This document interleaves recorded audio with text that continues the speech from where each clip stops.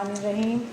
सबसे पहले मैं एज ए दिल फोरम के चेयरपर्सन के आप तमाम यहाँ पर मेहमान गिरामी का शुक्रिया अदा करती हूँ।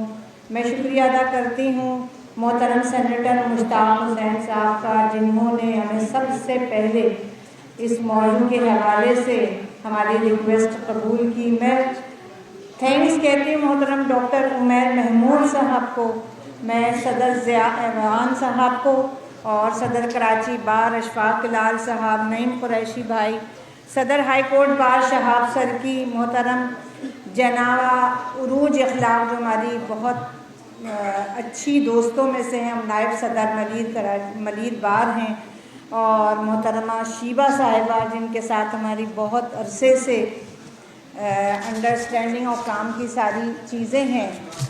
आज इस मौजू को रखने के लिए मैं तमाम चीज़ों को रैपअप करती हूँ। इस मौजू को रखने का मकसद सिर्फ़ और सिर्फ पाकिस्तान में जो एक तरीक़े से फैली बेचैनी है, पाकिस्तानी न सिर्फ पाकिस्तानी अवाम बल्कि तमाम इदारे भी इस हवाले से बेचैनी का शिकार हैं कि हम कहाँ जाएं। तो ये मौजू विल फोरम ने सोचा कि हम इस मौजू को रखते हैं और उस मौजू के हल को, इस पाकिस्तान में फैली भी बेचैनी के हल को तलाश करते हैं। इसमें आईने पाकिस्तान का तहफ़्फ़ुज़ सिर्फ अदलिया का किरदार नहीं है, लेकिन चूँकि हमारा ताल्लुक़ अदलिया है, बेंच और बार एक साथ जब होते हैं तब एक खूबसूरत गुलदस्ता बनता है। इस हवाले से हमने कहा कि फोकस इस बात को किया जाए, और जिस तरह मोहतरम यहाँ सारे मुझसे सीनियर और बहुत ज़्यादा इस बात में नॉलेज रखते हैं कि आइन जो है वो सुप्रीम लॉ है, इसी के अंडर अम्ब्रेला हम सारे लॉज बनाते हैं। और आइन पाकिस्तान अल्हम्दुलिल्लाह खुलकर अवाम के जज्बात की तर्जुमानी भी करता है। आइन पाकिस्तान का तहफ़्फ़ुज़ जनाब वाला ऐवान ज़ेनी और वाला अदलिया दोनों का नहीं बल्कि अवाम का भी इसमें काम है कि वो आइन पाकिस्तान का तहफ़्फ़ुज़ करे।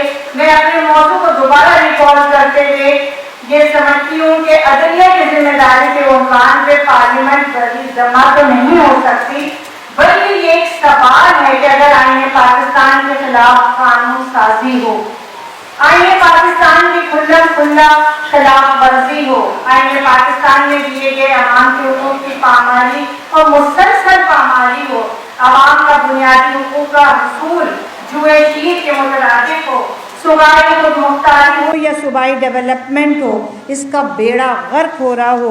इसी आइन के शिक़ों की तशरीह मुख्तलिफ़ औक़ात में मुख्तलिफ हो। बच्चे और ख़ुसूसन ख़वातीन के लिए यूँ तो दोनों ऐवानों के ज़रिए क़वानीन की भरमार हो, मगर इन क़वानीन की इम्प्लीमेंटेशन की कोई शक्ल माशरे में नज़र ना आ रही हो, बल्कि इन्हीं वाक़यात में मुसलसल इज़ाफ़ा हो रहा हो जिसके लिए क़वानीन बनाए गए हों, एलिट क्लासेस हों या मिडिल क्लासेस हों या लोअर क्लासेस हों, सब के सब किसी जाल में फंसे हों। माशरे में फैली बदअमनी के हल के लिए संजीदा कोशिशें कहीं नजर ना आ रही हों। यूथ जिनका मुसलसल इस्तेहसाल हो रहा हो, इसका किसी को कोई एहसास ना हो कि यूथ को पाकिस्तान की बका के लिए किस तरह इस्तेमाल किया जाएगा। जनाबे वाला आइन पाकिस्तान का तहफ़्फ़ुज़ दरअसल पाकिस्तान की सालमियत का तहफ़्फ़ुज़ है। हम ये समझते हैं कि इसकी अवाम का तहफ़्फ़ुज़ है, हम ये भी समझते हैं कि सबसे बढ़कर की शरीयत का तहफ़्फ़ुज़ है। हम ये भी कहते हैं कि फिर तो ये हमारे ईमान का जुज़ हुआ। एक तरफ आइन के आर्टिकल 239 के हवाले से मैं बात करना चाहूँगी कि उसकी ज़ेरी आर्टिकल है 6, आइन में तरमीम करने के लामहदूद इख्तियारात, और ज़ेरी आर्टिकल 5 में आइन में की जाने वाली तरमीम पे किसी अदालत में एतराज़ न उठाने का इख्तियार करारदाद मकासिद से टकराता है, जो रियासत के आइन के बुनियादी अज्जा में से एक है। पाकिस्तान का अपना एक फ़लसफ़ा रियात है, इस एतक़ाद में है कि कुल कायनात का मालिक अल्लाह ताला है, और रियासत का इंतज़ाम कुरान और सुन्नत में बताए गए अहकाम की हुदूद में रहते हुए होगा। लिहाजा अगर आइन में मौजूद दो आर्टिकल्स आपस में मुतसादम हों, तो जो आर्टिकल कुरान और सुन्नत के मुताबिक हो या ज़्यादा करीब हो لحاظ سے یہاں بات ہوئی، جسٹس محمد منیر کے زمانے سے لے کے آج تک جناب والا یہ آصف بار بار سائے فگن ہو رہا ہے۔ ملک غلام محمد کی پہلی دستور صاحب اسمبلی کو تحلیل کرنے سے لے کر جنرل پرویز مشرف کے دستور کو معطل کرنے تک ہر بار اعلیٰ عدلیہ نے نظریہ ضرورت کا سہارا لیا ہے۔ خود پارلیمنٹ کے 18ویں ترمیم کے ذریعے دفعہ 6 میں بذریعہ ترمیم کر کے نظریہ ضرورت سے برات کا اظہار کیا، اعلان کیا تھا، لیکن کیا حقیقت اس کو دفن کر دیا گیا جناب والا؟ کیا بظاہر اس کا دروازہ تو بند کر دیا گیا ہو لیکن روشن دان کھلے ہوئے ہوں، کھڑکیاں کھلی ہوں؟ اللہ کرے یہ نظریہ کسی چور دروازے سے آ کر ایک بار پھر قانون کی حکمرانی اور عدل کی فراہمی کے نظام کو تہو بالا نہ کرے۔ لہذا میں اپنے بات کو ختم کرنا چاہتی ہوں کہ آج کی اس کنونشن میں عدلیہ کے کردار کو زیر بحث لانے کا مقصد جناب والا صرف اور صرف یہی ہے کہ آرٹیکل 227 میں پاکستان کے عوام سے جو وعدہ کیا گیا ہے کہ آئین میں کوئی بھی قانون اللہ کے قانون کے خلاف نہیں بنایا جائے گا اور موجودہ قوانین کو اسلامی احکام کے مطابق ڈھالا جائے گا، اور جہاں بھی اسلامی قوانین اور موجودہ قوانین میں ٹکراؤ کی صورتحال پیدا ہو وہاں اسلامی احکام کو برتری حاصل ہو۔ لہذا عدلیہ دستور کے محافظ کے طور پر اپنا کردار ادا کرے۔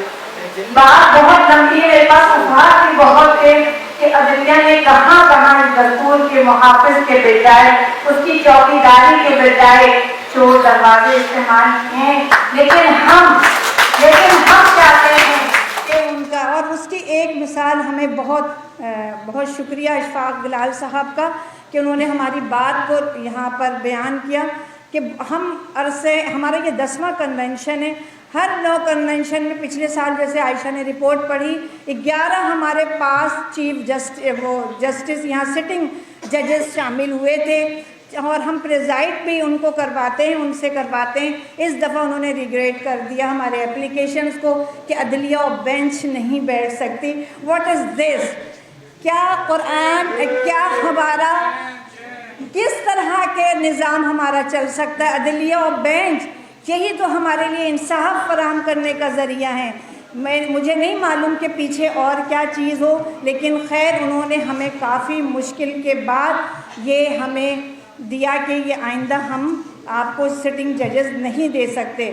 لہٰذا جج صاحبان کی ذمہ داری ہے کہ اپنے فیصلوں میں اللہ اور اس کے رسول کی تعلیمات کو بھی لازمی طور پہ شامل رکھیں تاکہ ملک میں اسلامی قوانین اور اسلامی اصول پروان چڑھ سکیں اور لادینیت کے راستے مسدود کیے جا سکیں۔ لادینیت کے حوالے سے جو کچھ بھی سینیٹر صاحب یا ایم پی اے یا ایم این اے وہاں جو قوانین بنتے ہیں وہ ان سے بخوبی واقف ہیں۔ میں صرف لائن اور میں صرف پوائنٹ دے رہی ہوں، باقی یہاں پر ساری چیزیں آپ کے سامنے ہیں۔ اور لاسٹ کے عدل کرنا حکمران کی اور انصاف کرنا قاضی اور جج کی اولین ذمہ داری ہے۔ عادل حکمران اور منصف جج ریاست کے 2 بنیادی ستون ہیں۔ اگر یہ ذمہ داری کے ساتھ ساتھ اپنے منصب کے تقاضوں کو پورا کر رہے ہوں تو اس ریاست کے لیے کوئی فکر فردہ اور اندیشے زبوں حالی نہ رہے۔ میں سینیٹر مشتاق صاحب کی ایک دفعہ پھر تہہ دل سے شکر گزار ہوں کہ وہ آئے ہیں اور آئین پاکستان کے حوالے سے تحفظ، اور ہم نے اس کے لیے رکھا یہی کہ ہم یہ سمجھتے ہیں ہماری عوام کہ اگر کوئی قانون بن جائے تو اس کو ہم ختم نہیں کر سکتے، لیکن ایک بات یاد رکھیں کہ آئین پاکستان آپ کو وہ چھتری فراہم کرتی ہے جس کے انڈر رہ کر کے آپ کوئی ایسا لا، کوئی ایسی بات نہیں یہاں پر نافذ ہو سکتی پاکستان میں جو خلاف اسلام ہو، جو اللہ کی حاکمیت اور نبی پاک صلی اللہ علیہ وآلہ وسلم کے احکامات کے روشنی کے خلاف ہو۔ تو ہمیں اور ہمارے یوتھ کو آئین کے حوالے سے آگاہی دینے کی بہت ضروری ہے۔ بہت بہت شکریہ، جزاک اللہ۔